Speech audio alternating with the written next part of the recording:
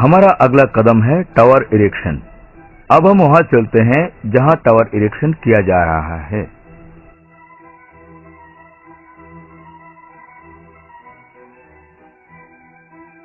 Tower erection काम करने के दौरान हमें इन जरूरी बातों का हमेशा ध्यान रखना होगा। कभी भी बारिश के वातावरण में काम नहीं करना चाहिए, जैसे रेनफॉल, कड़कती हुई बिजली। रात में कभी भी काम नहीं करना चाहिए। टावर पर चढ़ने और उतरने पर हमेशा स्टेप बोर्ड इस्तेमाल कीजिए। टावर मेंबर्स कभी भी इस्तेमाल मत कीजिए। चढ़ाई हुई लोड के नीचे कभी भी नहीं रहना चाहिए। हमेशा ध्यान रखें इरेक्शन एरिया चारों तरफ घिरा हो। केवल एक्सपर्ट लोग ही ये अहम काम कर सकते हैं। सर, इसमें दूसरे रंग का हेलमेट क्यों पहना है? वही गैंग लीडर हैं, उन्हें ग्रीन फ्लोरोसेंट हेलमेट और अलग किस्म का बेल्ट दिया गया है, खास पहचान के लिए। हर गैंग में एक अनुभवी अधिकारी दिया गया है जो मजदूरों के साथ काम कर सके और उन्हें गैंग लीडर कहा जाता है। गैंग लीडरों में कुछ विशेष गुण होते हैं, जैसे खास काम में माहिर होने की विशेषता, सुरक्षा का ध्यान, जिनमें इंजीनियर की बात समझने की और वर्कर्स को समझाने की काबिलियत होना चाहिए। शर्मा जी, क्या आप यहाँ आएंगे? शर्मा जी, क्या आप हमें बताएंगे कि आप गैंग लीडर की हैसियत से साइट पर क्या काम देखते हैं?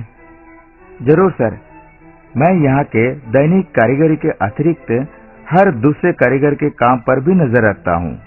सुरक्षा चेतावनी से उन्हें परिचित रखकर हर कार्य में सचेत रहने में मदद करता हूँ। सेफ्टी रूल्स और प्रोसीजर के बारे में भी बताता हूँ। साइट इंजीनियर द्वारा दिए गए सेफ्टी रूल्स के बारे में भी उन्हें बताता हूँ और HSE ऑफिसर से दिए गए सुझाव को भी इन्हें समझाता हूँ। शर्मा जी, अब आप इन्हें समझाइए किस तरह फुल बॉडी हार्नेस इस्तेमाल की जाती है और टावर पर चढ़ने का सही तरीका क्या है। सर, हमें हमेशा फुल बॉडी हार्नेस डबल लेनियर्ड के साथ पहनना चाहिए।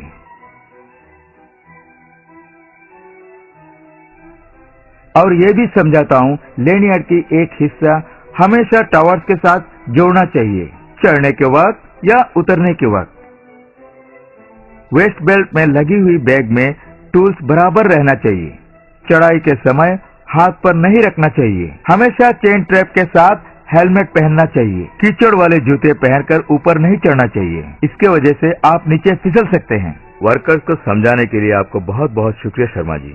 अब हम देखेंगे इरेक्शन शुरू होने से पहले प्रिपरेटरी वर्क कैसे होता है। सभी सामानों को पहले अलग अलग करके रखें, शेड्यूल के हिसाब से ऊपर से नीचे तक, क्रॉस आर्म इत्यादि। नट और बोल्ट को उनके साइज के हिसाब से अलग रखिए। हर वस्तुओं की गैल्वेनाइज्ड सरफेस कंडीशंस को अलग अलग से निरीक्षण कीजिए। अगर कोई टूट फूट नजर आए तो उस सरफेस को वायर ब्रश से क्लीन करके वहां पर जिंक रिच पेंट लगाएं। इरेक्शन एक्टिविटी के दौरान हम तरह तरह के टूल्स और टैकल का इस्तेमाल करते हैं। हम सही काम के लिए सही टूल्स इस्तेमाल करते हैं। मैन्युफैक्चरर से टेस्टिंग सर्टिफिकेट भी लेते हैं। सिर्फ इतना ही नहीं, थर्ड पार्टी से भी इंस्पेक्शन एजेंसी जैसे all load bearing components and accessories जैसे कि ropes, clamps, bolts, self springs और लिंक्स। इसके अलावा साइट पर भी लोड टेस्ट करना बहुत जरूरी है। सही भार मात्रा वाली डी-शेकल यूज करना जरूरी है, क्योंकि यही भार के लिए उचित है। सही साइज और संख्या पर ध्यान देना चाहिए। बोल्डर क्लैंप्स जॉइंट आइज के लिए इस्तेमाल करना चाहिए। इरेक्शन का काम शुरू करने से पहले यह निश्चित कर लें नींव बराबर है कि नहीं। यह भी तय कर लें डायरेक्ट और लोड बेयरिंग टूल्स जैसे कि वायर रोप्स, पीपी रोप, डी शैकल्स, पुलिस इत्यादि का निरीक्षण किया जा चुका है। समय समय पर ग्रीसिंग होनी चाहिए। पुली के बोल्ट का कसाव बराबर होना चाहिए। ये सारे चीजें अगर साइट इंजीनियर द्वारा चेक्ड और अप्रूव्ड हो चुकी है तब काम शुरू करें। ट्रांसमिशन लाइन टावर इरेक्शन की कई मेथड्स हैं, जैसे बिल्डअप मेथड या piece mill method, section method, ground assembly method. Tower का इरेक्शन एक के बाद एक सेक्शन में होना चाहिए। जहां पे सेक्शन ले जाने का रास्ता हो वहां क्रेन के जरिए टावर को एक सेक्शन से दूसरे सेक्शन पर इरेक्ट कर सकते हैं। अब हम देखेंगे ज्यादातर काम में आने वाला इरेक्शन करने का तरीका, वो है बिल्ट अप मेथड। जैसे कि पहला कदम, टावर के एक पाव के मुख्य मेंबर को नीचे जाकर स्टब से कनेक्ट करना चाहिए। बाकी दूसरे मेंबर को दूसरी ओर सपोर्ट के लिए इस तरह खड़ा रहना चाहिए। मेन लेग के आखिरी छोर को गाई रोप से कनेक्ट करके सपोर्ट देना चाहिए जब इसका इरेक्शन हो जाए। एक पुली को स्टैंड एंड से कनेक्ट करके दूसरी पुली आखिरी एंड पे होनी चाहिए। इरेक्शन के दौरान एक ही सिग्नलमैन सिग्नल देंगे। तब सिग्नल मानना जरूरी है, बेशक वो किसी ने भी दिया हो। तब लिफ्टिंग रोप आदमियों के द्वारा खींची जाएगी या फिर किसी प्राइम मूवर के द्वारा। ये उसके वजन पर तय करना है।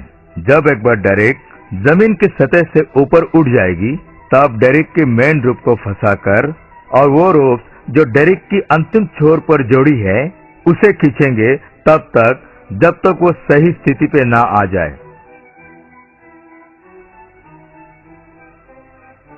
बाकी लेग मेंबर को पहले लेग मेंबर की सहारे से इरेक्ट करना है। मेन लेग मेंबर के इरेक्शन के बाद हॉरिजॉन्टल स्टड्स और क्रॉस मेंबर्स को इरेक्ट करना है। उसी तरह टावर इरेक्शन का पहला सेक्शन पूरा हो गया। First section of towers erection के बाद हॉरिजॉन्टल स्टड्स को उनके पोजीशन में बोल्ट करना है। टावर के सेकंड सेक्शन को जोड़ने के लिए दो डायरेक्ट पोल्स को एक दूसरे के आमने सामने डायगोनली ऑपोजिट कॉर्नर लेग पर रखना है।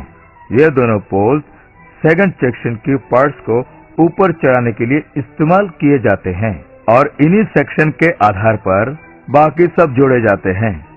डायरेक्ट पोल्स को तब कॉर्नर लेग्स पर शिफ्ट किए जाएंगे, वो सेकंड सेक्शन के टॉप पर, ताकि थर्ड सेक्शन में काम करने के लिए पार्ट्स आसानी से ऊपर ले जा सके। डायरेक्ट पोल इस तरह बढ़ता जाता है जिस तरह टावर बढ़ता है। ये प्रोसेस टावर इरेक्शन के कंप्लीट होने तक चलता रहता है। क्रॉस आर्म मेंबर्स को जमीन पर ही असेंबल करते हैं और उसके बाद उसको ऊपर चढ़ाकर टावर की चोटी पर फिक्स करते हैं।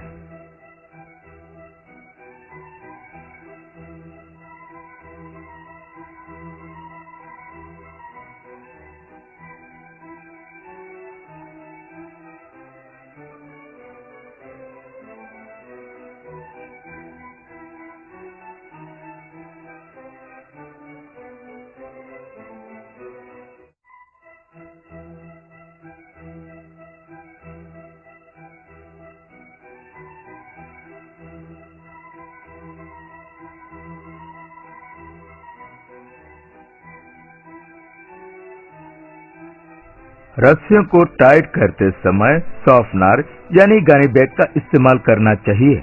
स्लिंग्स और टावर मेंबर भी। ध्यान रहे, एक बार एक ही लेग मेंबर इरेक्ट होना चाहिए।